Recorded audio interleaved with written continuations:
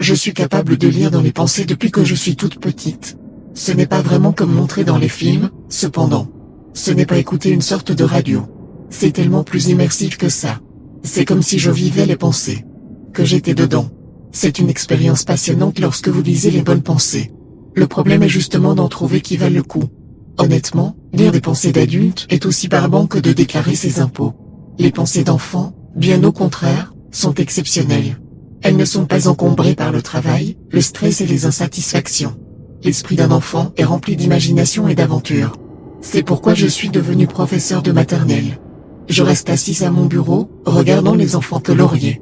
Je souris alors qu'ils griffonnent sur le cahier, avec leurs crayons. Je m'approche doucement et je regarde à travers leurs pensées.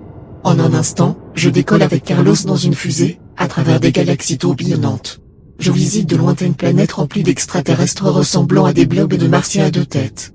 Je souris, et je passe à Marcy. Je peux sentir les cannes à sucre et les dragées alors que je suis entraîné dans un véritable monde de sucreries, parsemé d'arbres chewing-gum et de cascades de caramel liquide. Marcy joue à la marelle avec un bonhomme de pain d'épices, riant de son petit rire si mélodieux. J'étais sur le point de passer à Thomas, quand j'ai senti quelqu'un tirer sur ma robe. J'ai regardé vers le bas et j'ai vu Sarah. C'était une des plus adorables petites filles que je n'avais jamais vues. De beaux cheveux blonds et bouclés, de grands yeux bleus et un sourire radieux. « Madame Dupré, j'ai fait ça pour vous. » S'était-elle exclamée, me tendant un papier. Je l'ai pris dans les mains pour voir dessus un dessin me représentant en petit bonhomme, avec au-dessus la phrase « J'aime Madame Dupré » répétée plusieurs fois avec des couleurs différentes. « J'adore ton dessin. » lui avais-je répondu, en la serrant dans mes bras. Sarah n'était dans ma classe que depuis quelques jours, alors je n'avais pas encore eu l'occasion de lire dans ses pensées, afin de voir un aperçu de ses rêves et espoirs. Je me suis approché et je me suis plongé dans son esprit. Et j'ai presque vomi de dégoût. Je m'étouffais alors que j'étais assailli par des vagues de puanteur. La fétide puanteur de la mort. L'œil de mon esprit était aveuglé par une obscurité qui semblait presque vivante, qui se répandait à travers mon cerveau, cherchant à effacer tout ce qu'elle touchait.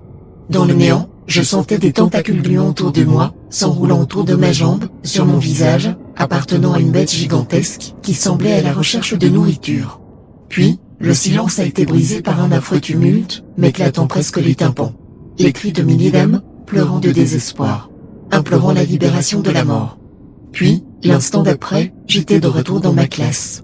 J'ai quitté l'esprit de Sarah, espérant qu'elle n'ait pas remarqué mes tremblements. « C'est un très beau dessin, Sarah », lui avais-je dit, presque en chuchotant. « Maintenant, retourne à ton bureau et prépare-toi pour le déjeuner, d'accord ?» Elle a hoché la tête et sautillé vers son bureau. Alors que je la regardais s'en aller, je me suis dit que les pensées d'un enfant sont les choses les plus merveilleuses sur Terre. Mais, quelle que soit la chose dans cette robe bleue, ce n'était certainement pas une enfant.